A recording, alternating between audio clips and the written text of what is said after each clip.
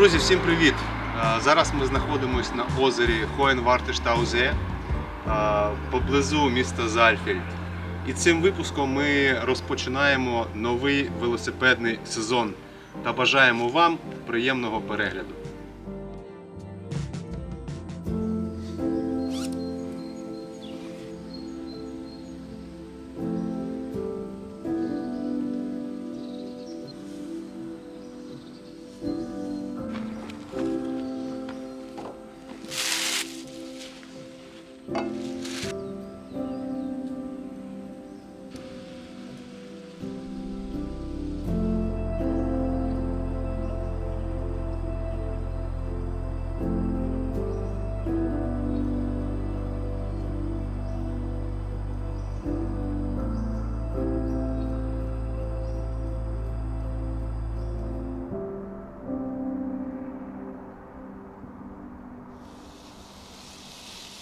Найцікавіше в цьому місці те, що на дні водосховища є затоплене село. Понад 100 років тому, коли будували цю греблю,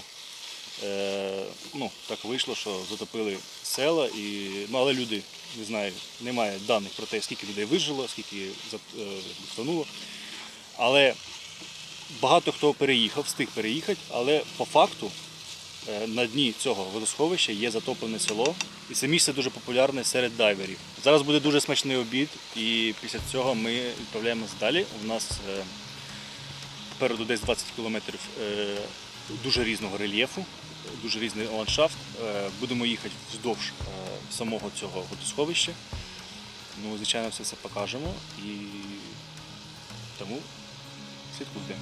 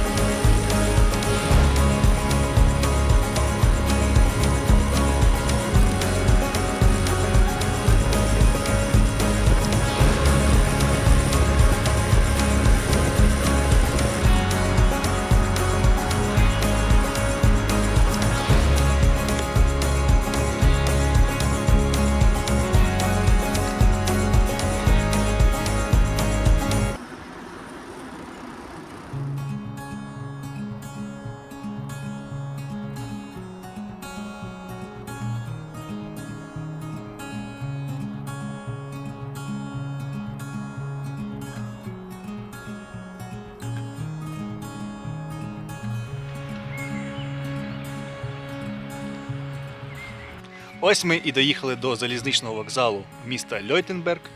Тут наша подорож закінчується. Дякуємо за перегляд та до нових зустрічей!